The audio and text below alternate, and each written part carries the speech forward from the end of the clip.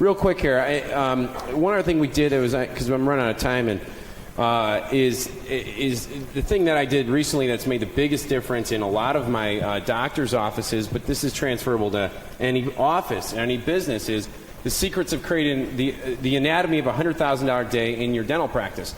Well, the note I made there, it's a key mindset shift. Dan talks about mindset. Lee talks about mindset. A lot of the guys and gals up here today talked about mindset because it really is. I mean, once you get this, that 90% of this is just saying, I really don't care.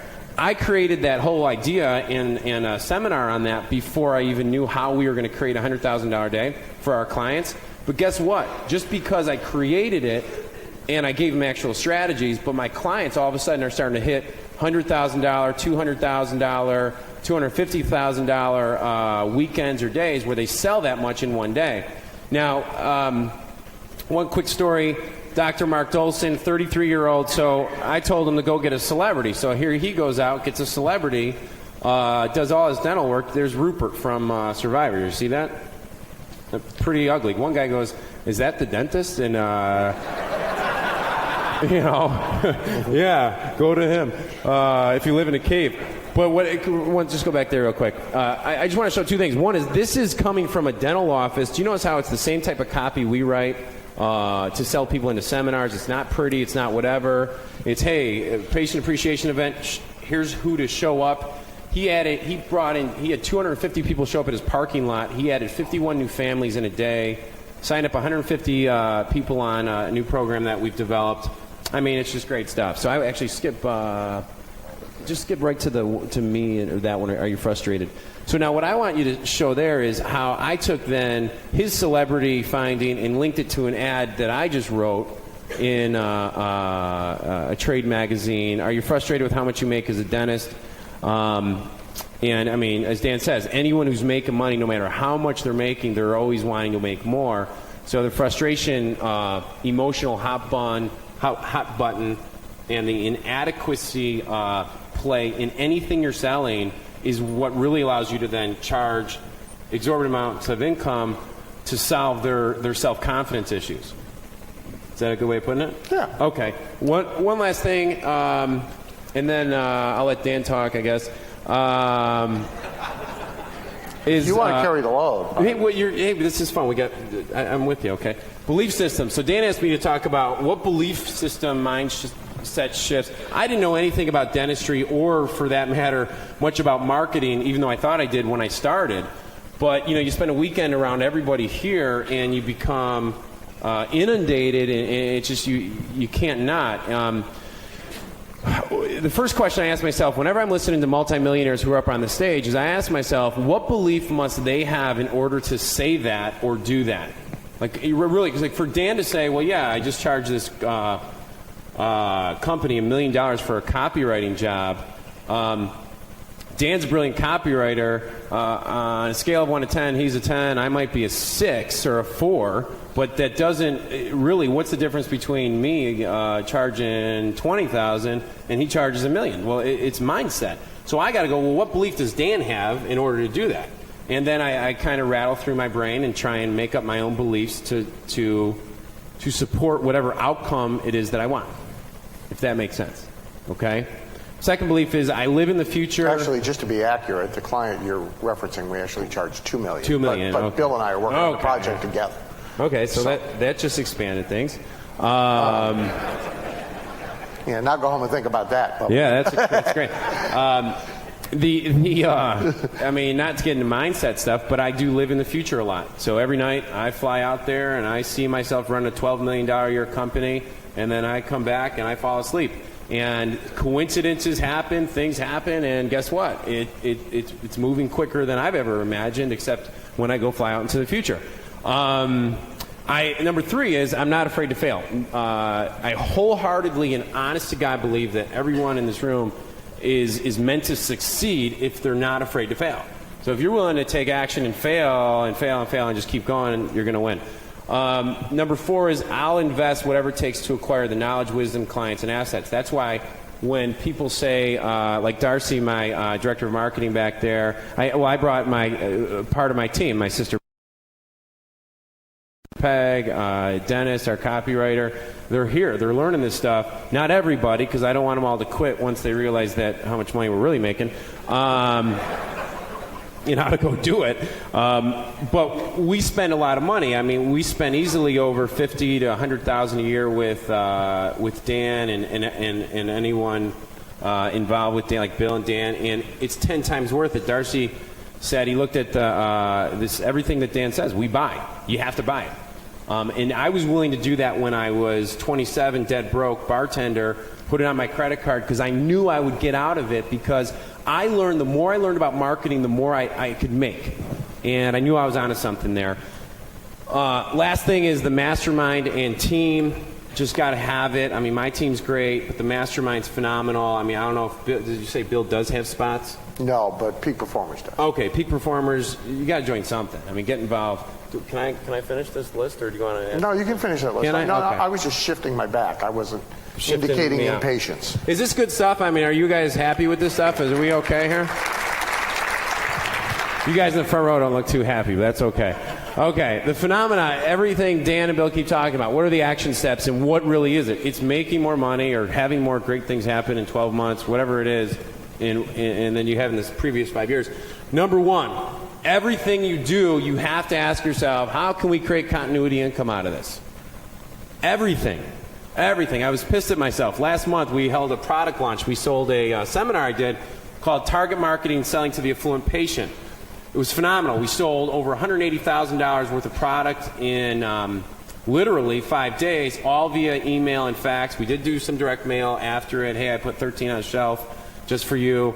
But I was pissed at myself because I forgot to add some kind of continuity on it. Even though we made $108,000, that money's done, you know. Simultaneous marketing. As we're speaking last night, we had a launch go off, which is going to bring in over $250,000 this year. Tonight we have another launch going off, and I'm not there. I'm not doing it. We do use Infusion. We use AMS. We use all those tools and systems to make it work. Joint ventures. Let me stop you there. Yeah. So you got two different launches going on at the same time, Yeah. fundamentally in the same market. Yeah, Yeah. same people. So why aren't you sweating overlap, confusion, running too many things at them at the same time? Yeah, I've asked you this before. Like, am I gonna? Well, here's what I found. This is worth writing down. I mean, like when I started this 5 years ago, 6 years ago, the rule was you mail your customers once a month. Now we found out with the internet you can mail 45 times a day, and all you know, and you make more money. But what I found is we're offering two different messages, two different offers to the same list, flipping them into two different funnels, working, and if they're interested, they'll buy it. And I'll guarantee you that some people who bought last night the one thing we sold are going to be on the call tonight buying the other thing we sold, and we're going to be selling them. I have 3 seminars lined up over the next 8 months, and 2 of them are high-priced seminars. And how do you promote those? One at a time? No, the promotions are all going to start launching within the next week and a half simultaneously. And this is the only thing I know is that for a couple years I was at a plateau of between the $2 and $3 million mark. And then all of a sudden within the last year I kind of got it. And I got to admit, part of it's because Dan's just charging more on everything he's doing. Yeah, I mean, seriously. And what's happening is I started charging more on everything I'm doing. And what's happening there is that my doctors are kind of waking up and charging more for everything they're doing, and everybody's happier, okay? I know I'm happier. I'm going to go right to number 5, then I'm done. This is a writer downer. I don't know where I just read this a week ago or 2 weeks ago, and I got it. And this is what it is. The secret, even though number 4 is brilliant, but the secret, that's smart. Yeah. It is good. I didn't make that up. Actually, what was the guy's, Andrew Carnegie.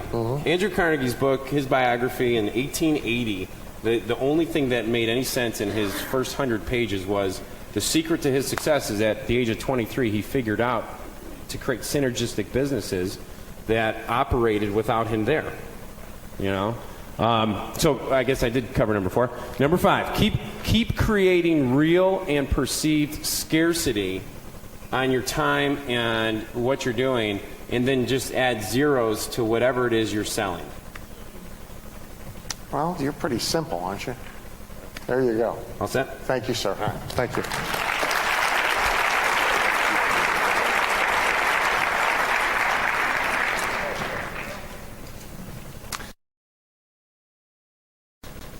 I hope you caught a long list of things that we could talk about that he's doing. You've all seen this, but I'll throw it up very quickly. Trace, toss this up for just a second. These are transaction sizes, how you get to $1 million. No rocket science there, other than the ability to do some math, but it's a very simple thing that it takes a whole lot more $10 sales than $100 sales, than $1,000 sales, than $10,000 sales in order to get each million. And again, it is not proportionately difficult to make the higher price sale, providing you're selling to the right people and you're selling with the right methods and you're selling value. You can pull it, Trace. After you went to all that trouble to magnify it, I'm sorry. So Ed's done a marvelous job of figuring out essentially how to raise transaction value with, again, not dissimilar to what you saw John doing, not just raising the price of something, but continuing to move from this item to this item to this item. This product and service links to this product and service links to this product and service. And it's this kind of thinking that allow you to get to some kind of a financial breakthrough in your own business, whatever it may be. Again, the temptation, of course, being to tune him out the minute he's talking about selling to dentists or his dentist having a $100,000 day because you're not in dentistry. But exactly the same principles apply. If we took whatever it is he's teaching these dentists to create an event, which is what he's teaching them, is an event, to have a $100,000 day, you can certainly do the same thing in a martial arts school. We can certainly do the same thing in a auto repair plant. We could do it in any kind of business. But the first thing is you'd have to start thinking about how to have a $100,000 day. And since most people will never entertain that possibility, then the mechanics, of course, can never happen. As with most Glazer Kennedy Insider Circle events, Dan and Bill like to give the audience in attendance some time to get their specific questions answered. As you can imagine, this is very helpful and has often led to big breakthroughs in people's businesses and incomes. Now you'll get a chance to listen in and eavesdrop on one of these question and answer sessions. Good afternoon. Thank you, and good afternoon. I have a two-part question.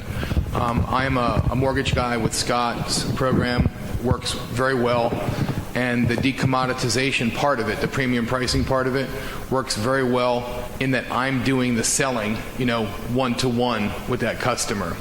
I have a joint venture that I was just approached that is directed towards the Hispanic market, and they've done a lead generation thing where they've got a vast amount of leads. Main problem being that the salespeople, number one, it's difficult to stretch them to the point that they're willing to try and premium price, a similar point that the gentleman made about his employees. It seems like so much of that premium pricing thing, at least in my case, I can say, happened as a shift in mindset, a belief system kind of thing. And I can train people in sales and, the right words and the right posture, but the mindset shift seems very difficult to convey or impart. And secondly, when they have an excess of leads, which is a good problem, there's this creaming process, and I've got no idea how to really solve that, not just make a dent in it, but try and solve it. So if you could address those, it would be much appreciated. I probably drive sound? Yeah. Mark, do you hear me? Okay. The second question, you ought to talk to Mike, who was up here earlier, because in your exact business, he has wrestled for years with the exact same problem. I will say something very quickly about the mindset issue. You can get to it by behavior without actually believing that the behavior works.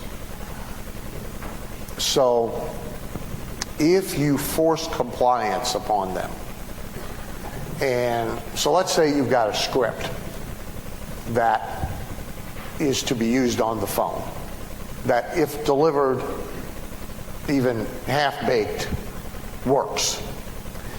And they won't use a script because they don't believe people will pay that much, or they don't believe people will give them all that information, or whatever it is.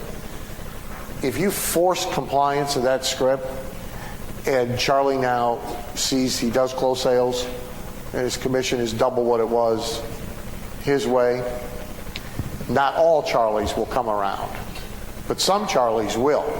The light bulb actually will go off. And so you can change attitude through behavior, just as you can change behavior through attitude. And in some cases with salespeople, that's the only way you can do it. But if that is the way you've got to do it, you really do have to force compliance. And that means you got to have a good enough opportunity. You've got to have enough deal flow and new guys so you can scorch 2 of them every Monday. You've got to have strong enforcement, and you got to prove it one piece at a time. In sports, they talk about, I never played, but I'm kind of a football nut, and because of the Success Tour, I got to hang out in the green room with some great coaches and some great athletes.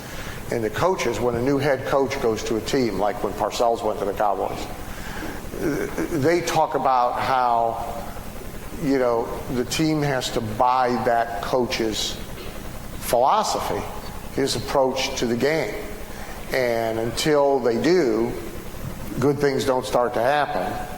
And as soon as something good starts to happen, maybe they do, and he's almost always got to go scorch 2 or 3 of them who are the least compliant, the most resistant, in order to force the others to perform the way he wants them to perform.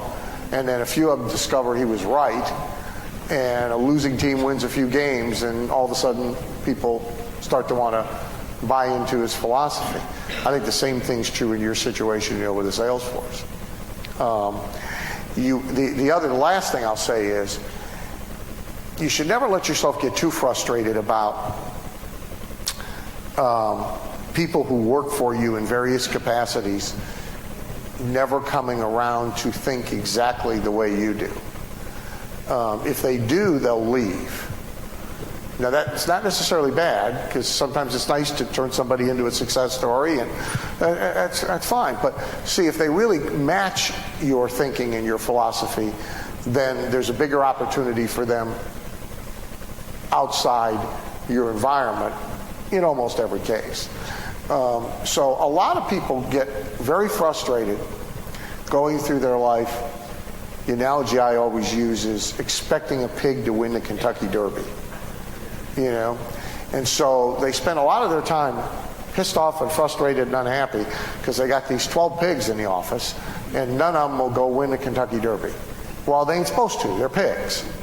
There are certain things pigs do well, and certain things pigs don't do well. If you want to win a Kentucky Derby, you got to go get yourself a thoroughbred horse.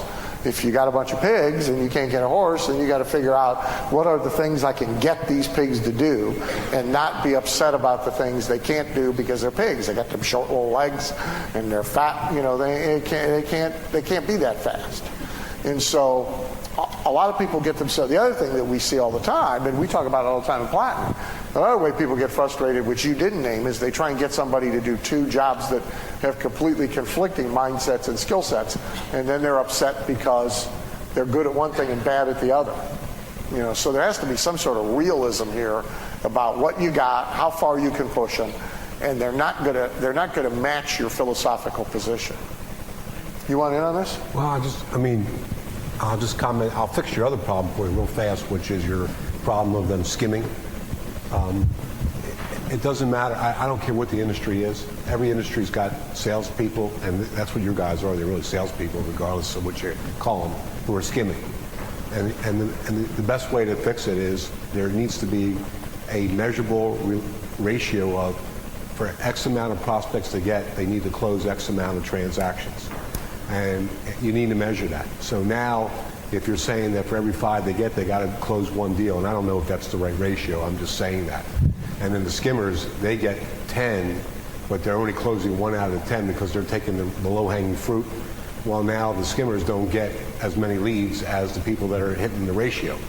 And so you penalize the people that are not hitting the ratio, and you reward the people that are hitting the ratio with more leads.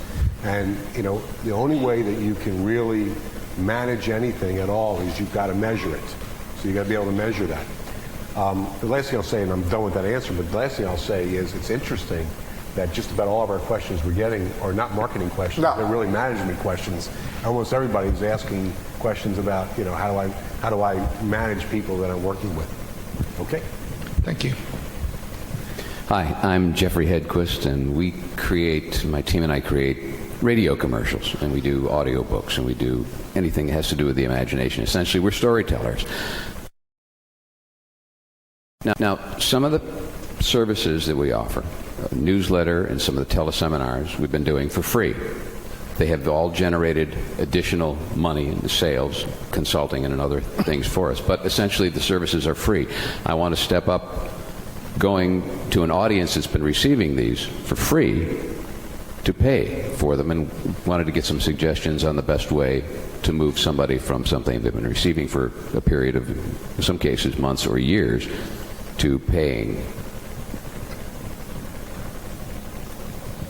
Can we go first? Sure. Well, this one actually is an easy question. Yeah. So, and it's a marketing question. yeah, and, you know, so you'll get a good answer now. Yeah. Good. Well, I mean, I would look at it two ways, okay?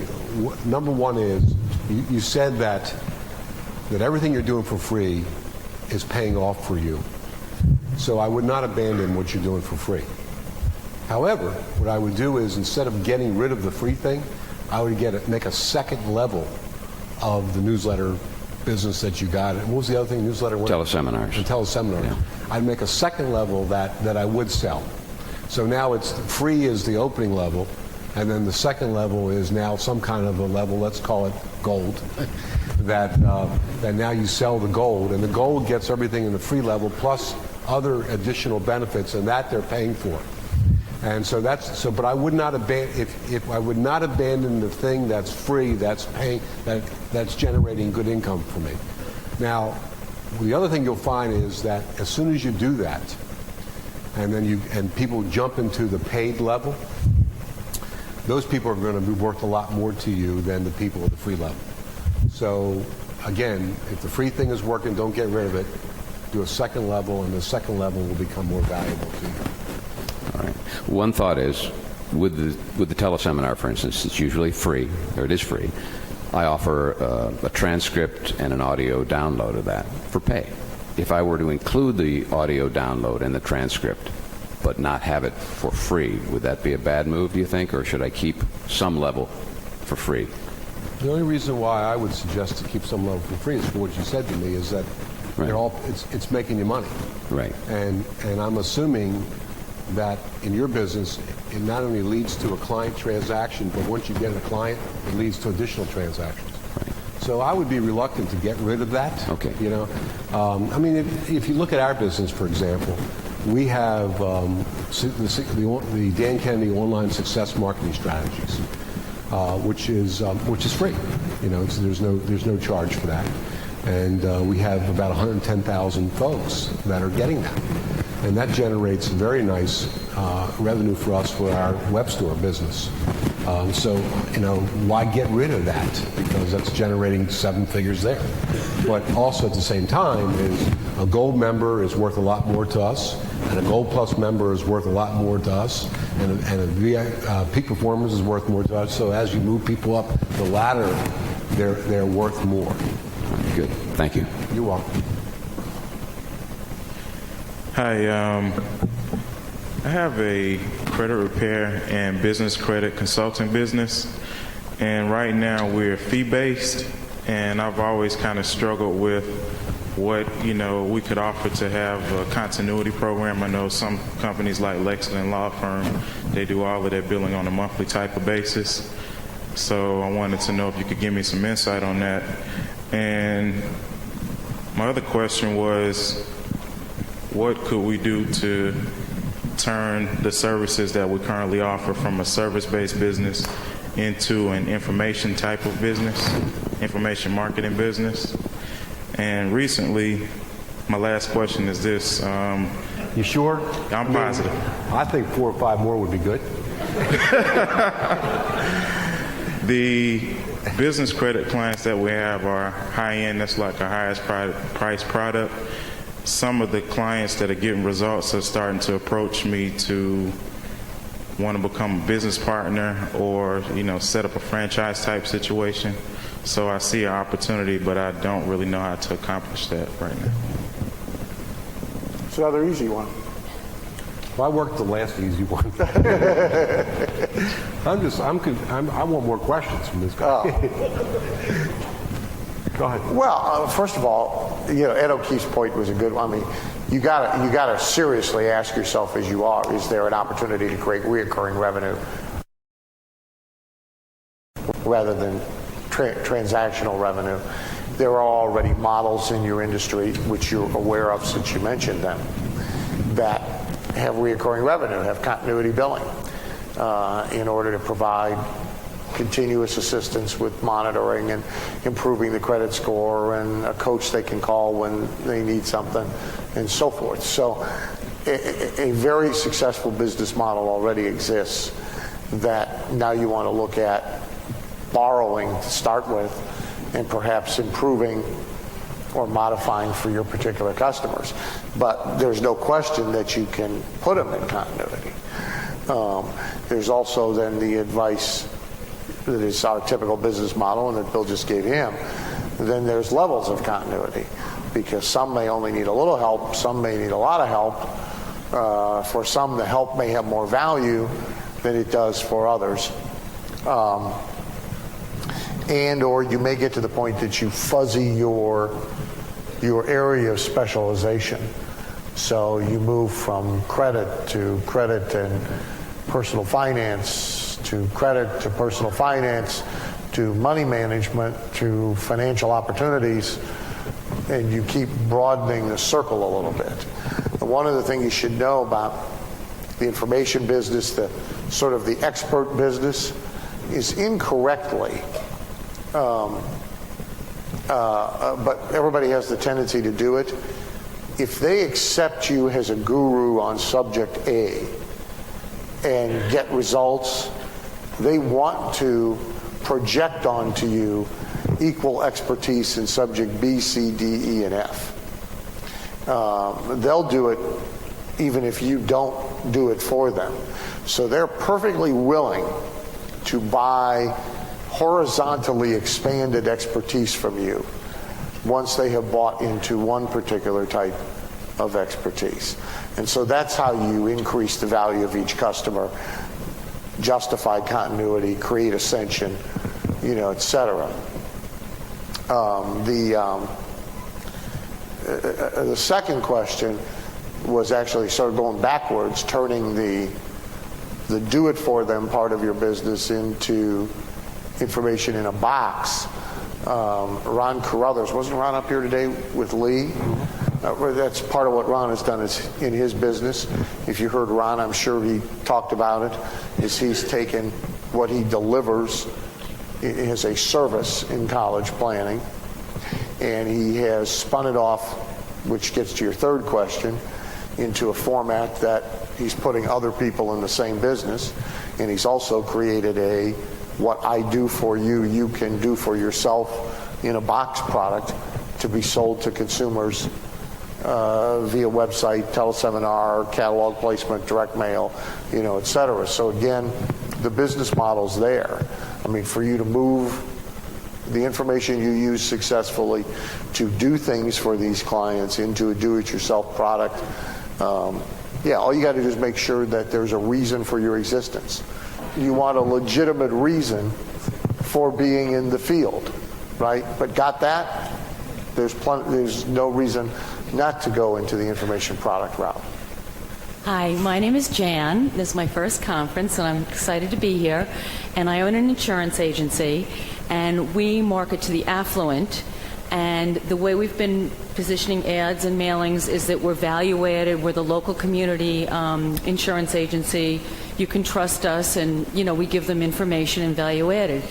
Can you just switch that to like a fear factor type advertising without losing credibility, or should we just continue along the lines that we're going? Do you have any?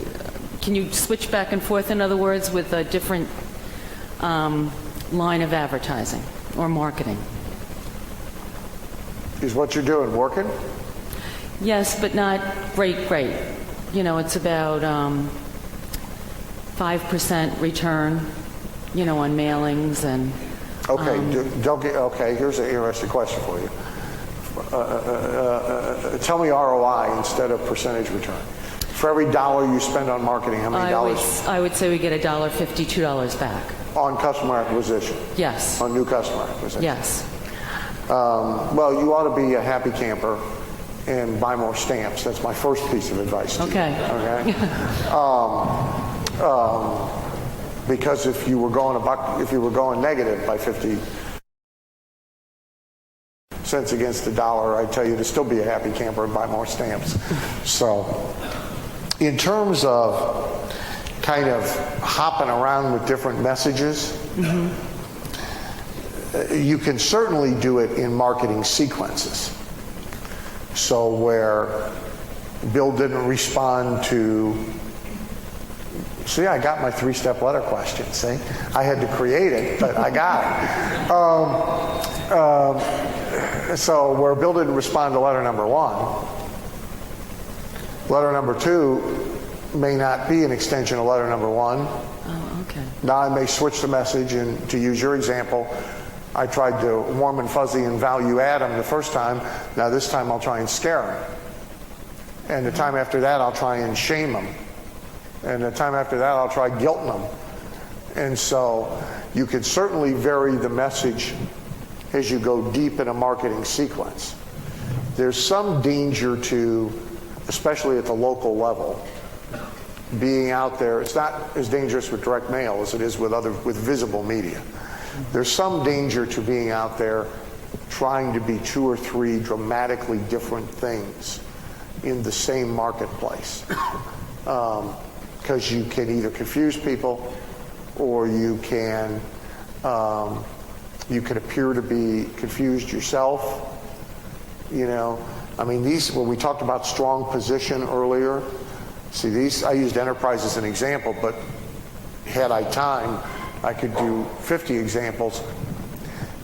These hugely successful companies in very competitive industries where finding space is tough, where there's commoditization and price and all that, they succeed by getting a very strong position and sticking with it and hammering it home and hammering it home and hammering it home. Okay. A contrary example is Burger King. Burger King can never figure out who they want to be. And they can never figure out why they're 3rd and 4th. And so they keep changing ad agencies, and they keep changing advertising. And they've used every major ad agency now 20 times, so the stuff's in rotation. So for about a quarter of the year, they're a product company, and they're talking about flame broiled, and you can have it your way, and it's a better burger, and yada, yada, yada. And then for about a quarter of the time, they completely go away from that, and now they tell a different story, which might be some breakfast, or it might be a promotion built around a movie. You know, so they're not really known for anything. And you really do want to be known for something. Thank you very much. Yes, my name is Violet, and I'm from Michigan, and my business is really on buying and selling of homes. And my question is, there are really 2 parts. First is, how do I apply the price advantage with my rental properties, considering that I really get involved with the problems of my renters. Right now, I have like 5 rental properties which I acquired like on a 30% off the market value. But right now, my property manager is really the one that's making money on these rental properties. And with my renters, I get so involved with their problems. And my question is, how do I, how do I get advantage with this price elasticity, and how do I raise the rent? You ought not be deeply involved in other people's problems unless you gave birth to them, and they're going to visit you in the old folks' home. You know, if you want to do social work, if you feel the calling, you know, Rodney's got a church. He'll be happy to have you come down to Daytona and, you know, go out amongst the poor and save souls and all of that. Yeah. Is our IBA here from Vegas who's in the phone business? Rochelle? Is Rochelle here? Where are you? Okay, on a break, you should talk to her because she's taken a commoditized business, like phone service for people who can't keep their phone turned on, right? Which probably the demographic there is very close to the demographic you're describing of your renters. Okay? Renters kind of rent everything, and often they move because it's cheaper than paying the back rent, and they change phone companies because it's cheaper than paying the back bill. She's done a marvelous job of getting to premium price through value added and through relationship. And you absolutely can do the same thing. So you can be the highest priced rental property, just like Charlie can be the highest priced dentist, or Diana can be the highest priced pizza. With cheaper rental property right next door. You can do it. And if you are going to manage their lives for them, you ought to get paid for it. So seriously, on a break, get to her, because she's like done a brilliant job at it. Well, you're welcome. Thank you. And my next question is, Well, how about, I tried. we're going to let somebody else. Yeah, we're going to turn. speed up. We're running out of time. So Okay. you got the one. That's all you got. And that's all anybody else gets too. So none of these 16-part marathon questions here. Okay. Hi guys, Sheila Jammer with foreclosuresmaster.com, and I too would just like to thank you guys. David Hilton introduced us to you about 6 months ago, and since then we've seen really exponential growth in our business. My question is, we're changing a lot of stuff very quickly, and we're having success. So should we take the success and be grateful, or should we look at what we're changing and what's successful and what isn't? We're changing so many things, it's hard to track what's working and what isn't, unless it's all working. You don't understand my question. No, I got the question. You got the question? You got an answer? Well, it's an interesting question because basically what you're saying is that you're getting such good results, you're not quite sure what's causing the results. Right. But you're getting great results. Yep. And we see it a lot. I mean, because there's a lot of people that we work with, and to some degree we're guilty of it ourselves. Is we're doing a lot of multiple things, and the end result is great, and it's hard to track the individual thing. So, I mean, the first thing I would tell you is that I would kind of cherish that and make sure that I celebrate the fact that I'm getting great results, and I don't want to screw that up, because the great results is like a lot better than anything else that we could do. And then I would probably go in and I would start tweaking things just one at a time. So I would do a very, very slow tweak. I'd be looking at everything we're doing, and I'd be going in to change the one thing and one thing only to see. So I would sort of be bucking the traditional wisdom of you got to track everything and all that other stuff, because if I get to that, I might screw up the whole great results I'm getting. So I would be just starting to look at it very, very specifically. You have a different answer, or Not really. You want to know when you can, but there's times when you can't. The classic example is in a 22-step mailing campaign that all happens in an 8-week period of time. You can't track the results to step number 14. We can't do it. We can track it to clumps of activity. You want to know when you can, but certainly an acceptable trade-off at this point to not knowing is the overall rapid acceleration in your business and great results.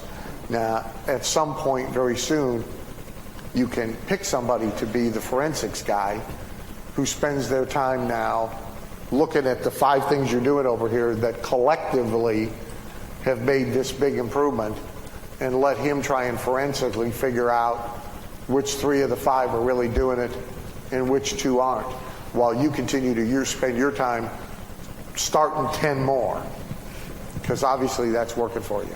Okay? We're going to cap that line. Nobody else get up there, because we really are running out of clock, and this line is capped also. You guys are going to be it. Hi, my name is Randy, and I was just wondering, in regard to internet marketing, how you go about demographically identifying your market, and then how do you build a herd of that market? Well, this is yours. It's loaded. To rephrase this, it's impossible to do demographics with internet marketing because everybody comes from everywhere. And That's what you're asking? I think, yeah. Is how do I tell who my customer is online? Right. How do you determine that so you can, in some way, target that? So, I mean, there's a bunch of things. And let's see. First of all, is Bob Rigneris in the room? Bob, you there? Maybe you should connect with Bob at some point. But I'll just give you a couple, because that's like one of the things he specializes in. Timothy Seward is over there. He specializes in it also. Probably a bunch of other folks here that specialize in also. But a couple things. First of all, you can tell where your traffic is coming from by the traffic you buy. So if you buy traffic, that gives you demographic information of itself. And then the second thing is, once you get the traffic and you capture the traffic, you can put them in all kinds of stuff where they're selecting things demographically to tell you about themselves. So, you put them into something that they've got to now raise their hand and give you information, and that information in and of itself gives you information that you can then go do demographic stuff with. So that's a real short answer, but it's the right answer, and then either of these guys can fight over you, and either of them will be very, very helpful to you. All right, thank you. Kevin Thompson, and I've been coming to these events since my first one, 1999, and my income has dramatically improved since I've been coming here and meeting people that I've met here. But my business has totally changed. When I met you, Dan and Bill, I had a carpet cleaning business, which I sold in 2004 after figuring out how to do and automate a lot of stuff, doing it on the internet, and got that business going. And now it's kind of morphed into this whole thing where I've created a system that I've been selling as a business opportunity. And we've got various marketing systems in place. We use the internet, postcards, joint ventures, that kind of thing.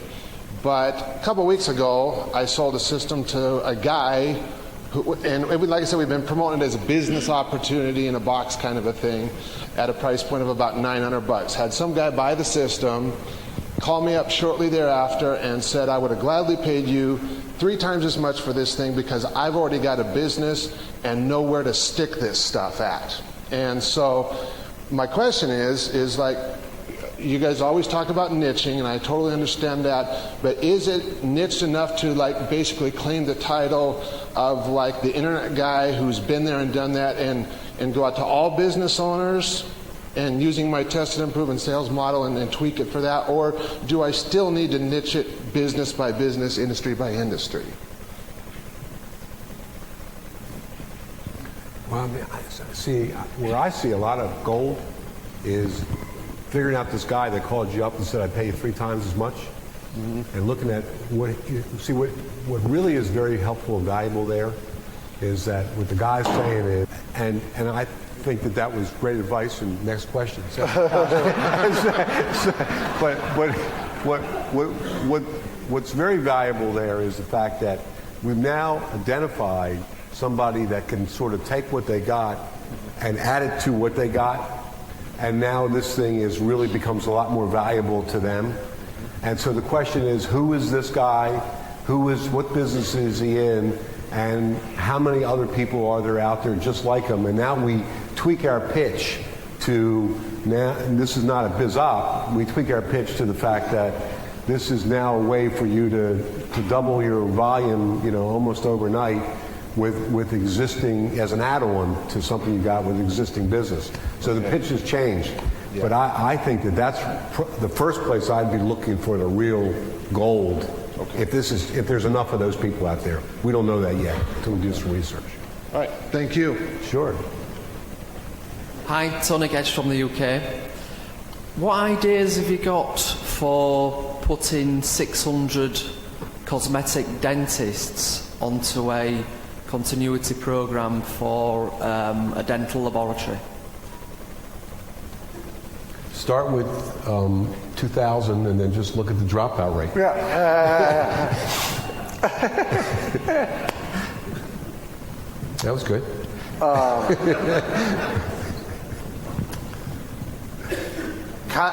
What do you mean by prepaid service? Yes. So you're doing Diana's business.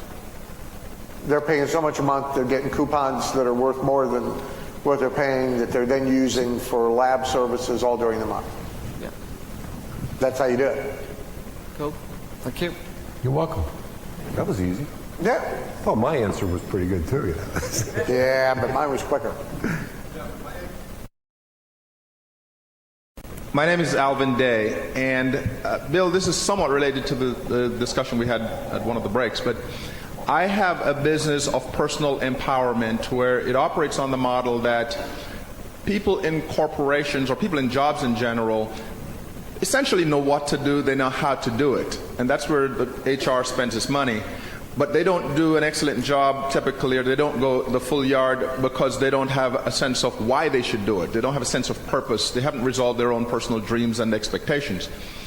Well, this seminar, this teaching gets incredible results. 95, 98%, 4.9 on a 5-point scale. People change their minds about committing suicide. People change their minds about quitting. The challenge I have is that, well, first of all, I came from the corporate background. And so I have Fortune 500 companies that I've used to work with in consulting.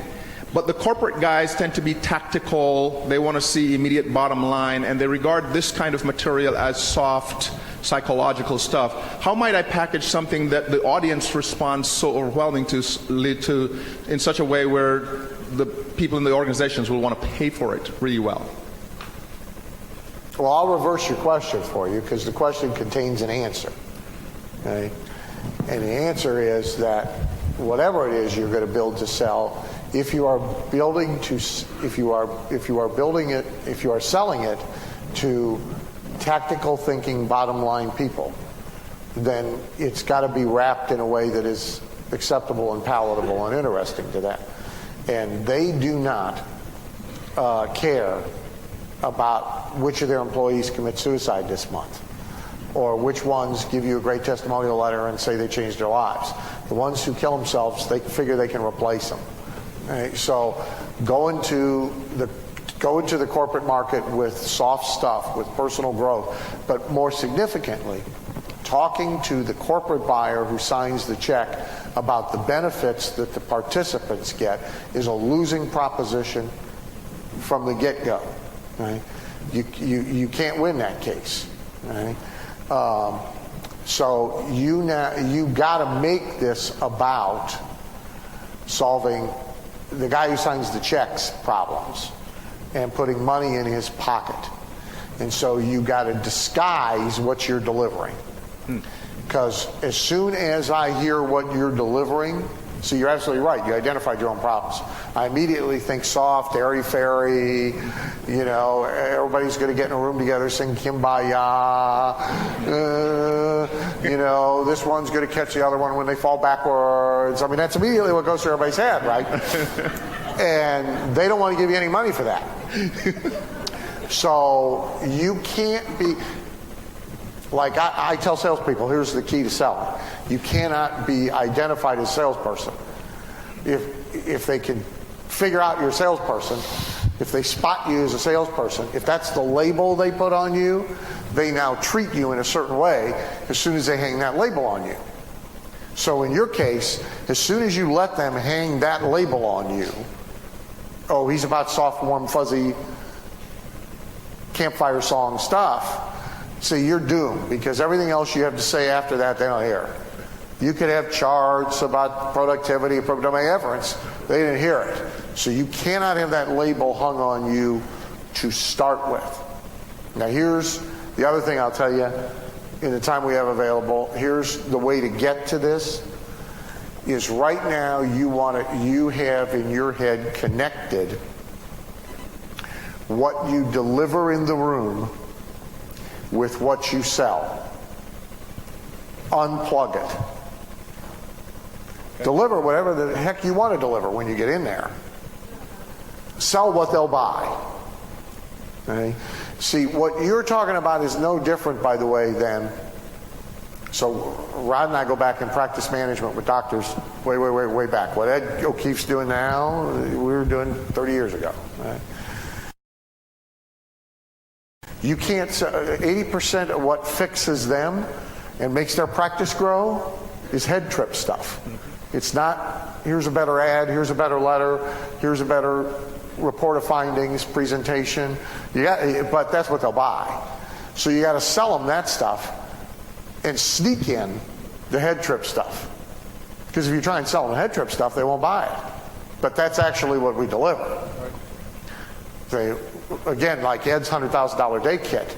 See, he's got to sell here's the mechanics of how to put on an event at your office where you could do 100,000, but he's got to deliver fixing the belief system about the 100,000. So the path for you to get to where you need to be is to completely disconnect what you're delivering in the room from what you're presenting to the CEO. Best I can do for you in 5 minutes. Okay. Hope it's helpful. You do not have a unique problem.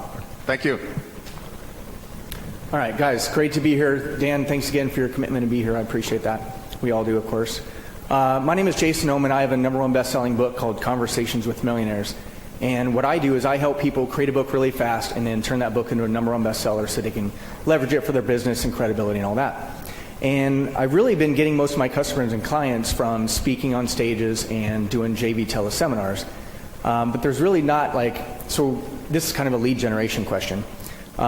Looking for other sources to generate leads, since there's not, a magazine or lists of people that are kind of saying, I want to do a book.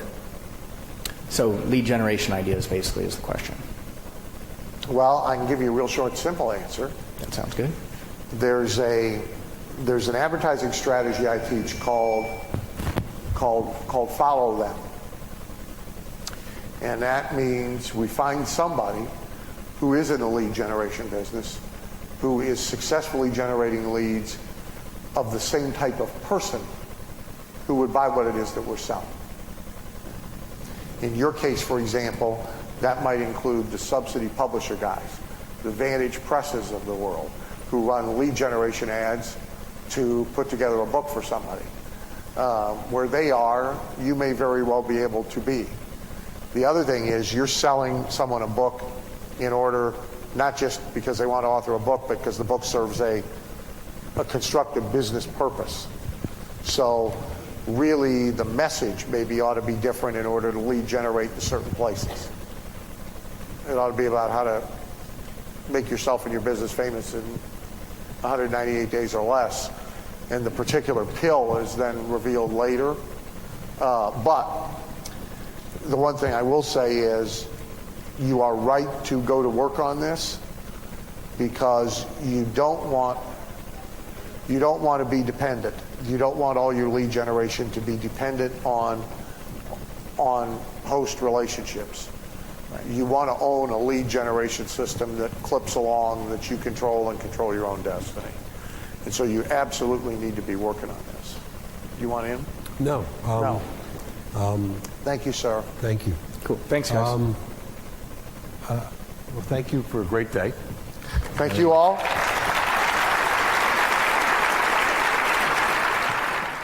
This concludes the highlights of Triggering the Phenomenon.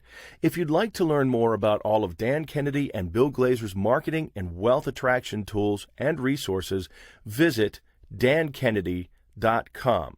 That's DANKENNEDY.com. This material is copyright protected, and any reproduction or resale is strictly forbidden by law.